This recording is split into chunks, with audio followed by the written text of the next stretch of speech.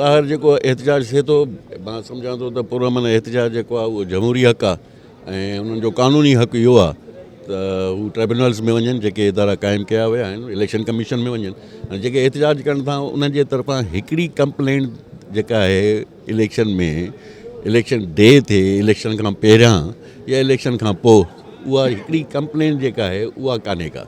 हाणे जेॾी महिल हिकिड़ी कंप्लेंट तव्हां कोन कई आहे ऐं उते तव्हांजो को मतिलबु 1 लख खां वधीक, सोचण जी ॻाल्हि इहा आहे त 1 लख खां वधीक जेका लीड आहे तव्हांजे ख़िलाफ़ु ऐं तव्हां कॾहिं खटियो आहे उते, जेके बि एहतिजाज कनि था पिया उन्हनि खे मां पुछण थो चाहियां त कुल 17 माण्हू तव्हां बीहारिया, हिकिड़ो माण्हू जेको आहे उहो 4 सीटनि ते जेको आहे उहो इलेक्शन पियो विढ़े, त उते तव्हां खटियो अॻु में किथे खटियो आहे?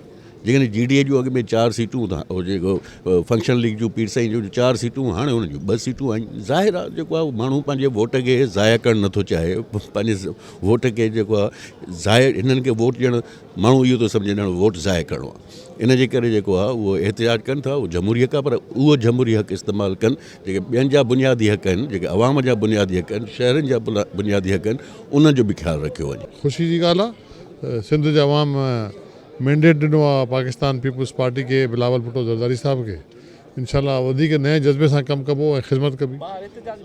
इहे एहतिजाज नंढा मामूली एहतिजाज आहिनि, इन सां फ़र्क़ु न पवंदो। हारायल पार्टी हमेशह रोईंदी धोईंदी छा कंदी अॻु में। अदा ये एहतिजाज का नई ॻाल्हि न आहे, चङे कम लाइ इहे माण्हू एहतिजाज पिया कंदा आहिनि, जॾहिं बि चङा ई ॾिसंदा आहिनि, उहे अवाम जो असां बहितरी चाहियूं था त उहे ॿाहिरि निकिरनि था, उहो पंहिंजो एहतिजाज उन्हनि जो हक़ आहे करनि था, पर असांखे अवाम एसि ताईं पुॼायो आहे अवाननि ताईं त उहा असांजे डिलीवरेंस आहे, उहा असांजी महिनत आहे, उहो तव्हां ॾिसो था त अॼु अल्हम्दुलिल्लाह हिस्टोरिक विन खणी करे असां हिन अॼु पार्लियामेंट में वेठा आहियूं। इहो अॼु अल्हम्दुलिल्लाह सिंध असेंबली में हलफ़ बरदारी जी तकरीब बहितरीनु तरीक़े सां थी वई ऐं घणनि माण्हुनि कोशिशि कई रोकण जी ऐं एहतिजाज जी बि, मगर उहो उन्हनि जा जेके आहिनि मक़सदु नाकाम विया।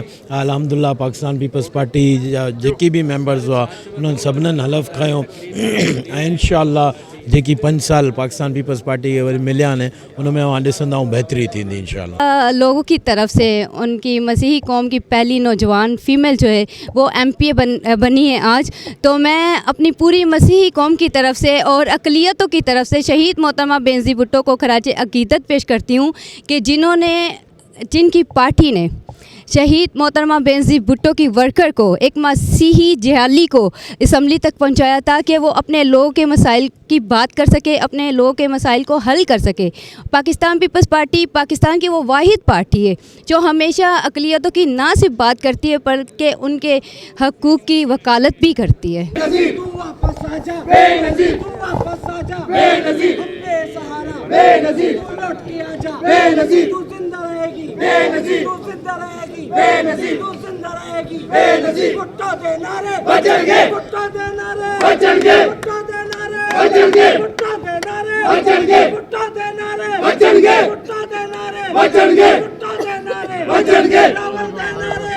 हम बहुत ज़्यादा शुक्रगुज़ार हैं प्रेसिडेंट आसिफ अली ज़रदारी साहब का, चेयरमैन बिलावल भुट्टो साहब का, अदी फ़याल टालपुर साहिबा का।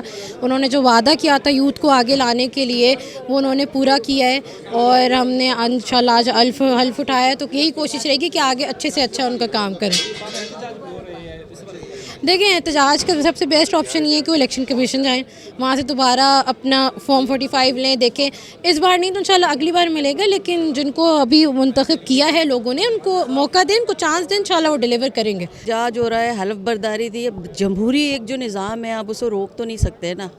अगर बाहर एहतजाज था तो उसका कोई रीज़न भी होना चाहिए कि उनका रीज़न क्या है, कि किस चीज़ पर वो एहतजाज कर रहे हैं। अगर उन्हें एहतजाज करना है तो वो हमारे स्पीकर साहब ने भी कहा कि इलेक्शन कमीशन से रब्ता करें, वहाँ जाके इजलास करें। ये तो वो जमहूरी हाउस है जहाँ पर पाकिस्तान बना, जिसकी वजह से पाकिस्तान बना, और यहाँ पर एहतजाज करना बनता नहीं है। और हम तो यही चाहते हैं कि जमहूरी अमल कायम रहे और उस हिसाब से ही चीज़ों को हम लेकर आगे चलें। पीपल्स पार्टी स्वीप कयो आहे, सेंचुरी कई आहे, चौथों दफ़ो पीपल्स पार्टी इंशाल्लाह पावर में आई अचे पई। तव्हां ॾिसो पिया पब्लिक सिंध जे अवाम पाकिस्तान पीपल्स पार्टी खे वोट ॾिनो आहे, उनजी ख़िदमत कंदासीं। एहतजाज हले पियो, एहतजाज वारनि सां हुकूमत असांजी आई त ज़रूरु असां उन सां ॻाल्हाईंदासीं। उन्हनि जो जेको इशू आहे, जेको प्रॉब्लम आहे, ज़ाहिर आहे अपोज़िशन जो हुजण बि ज़रूरी आहे ऐं उन्हनि जा जेके तहफ़ुज़ात आहिनि इंशाअल्लाह ताला दूर करण जी कोशिशि कंदासीं। अपोज़िशन खां सवाइ गवर्नमेंट न हलंदी आहे ऐं अपोज़िशन हुजणु ज़रूरी बि आहे। बहरहाल जेको उन्हनि खे पाण खे सोचणु खपे, ऑलरेडी जेके माण्हू पाकिस्तान पीपल्स पार्टी में आहिनि या जेके पहिरियों उन्हनि सां हुया उहे छॾे करे पाकिस्तान पीपल्स पार्टी में आया आहिनि ऐं इन जे करे पाकिस्तान पीपल्स पार्टी सीटां वधीक खयूं, हूअं 8-9 खणंदा, हाणे उहे न खणी सघिया आहिनि। बसि इहो ई आहे, ॿियो तहिड़ो को मां सम्झां थो इशू न आहे। ॾिसो, पहिरीं त सिंध जी आवाम जो मां निहायती शुक्रगुज़ार आहियां जो हुननि अॻे खां बि वधीक मैंडेट ॾिनो ऐं आवाम जो फ़ैसिलो जेको आहे उहो हमेशह चवंदा आहिनि त कलेक्टिव विज़डम जेको आहे उहो हमेशह सही हूंदो आहे। हुननि पंहिंजे लाइ पीपल्स पार्टी खे सही सम्झो। पीपल्स पार्टी हमेशह आवाम जी ख़िदमत ते यकीन रखियो आहे। इलाइक़े जा मसइला जेके आहिनि उहे चेयरमैन साहब कल्ह बयानु कया, छो त हो बि पूरे सिंध में हुननि कैंपेन हलाई, असां बि पूरी पंहिंजे इलाइक़नि में वियासीं त आवाम जा इशूज़ बिल्कुलु पंहिंजी जॻह ते आहिनि। हुते ख़ासि तौर ते जेको 2022 में फ्लड्स आया उन्हनि जी बहाली जेका आहे उहा नंबर 1 प्रायोरिटी चेयरमैन साहब चयो त हुननि जा घर काफ़ी माण्हू अञा उन्हनि मसइलनि में आहिनि। उन्हनि बारिशुनि जी ऐं फ्लड्स जी वजह सां असांजो स्कूल इंफ्रास्ट्रक्चर काफ़ी डैमेज थियो आहे, असांजो रोड इंफ्रास्ट्रक्चर डैमेज थियो आहे, कमु काफ़ी करिणो पवंदो। त असां हिकिड़े नए जज़्बे सां, नई हुन सां हाणे आया आहियूं। इनशाला असांजो इम्तिहान जेको आहे अॼु खां शुरू आहे, असांजो टेस्ट जेको आहे अॼु खां असां सम्झूं था शुरू आहे। पीपल्स पार्टी हमेशह आवाम में गॾु रहंदी आहे, आवाम जा जेके बि मसाइल आहिनि असां हुननि सां ॾींहुं राति गॾु हूंदा आहियूं। इनशाला इहो ई आहे कि हिननि 5 सालनि में असां ॾींहुं राति हिकु करे माण्हुनि जी ख़िदमत कंदासीं।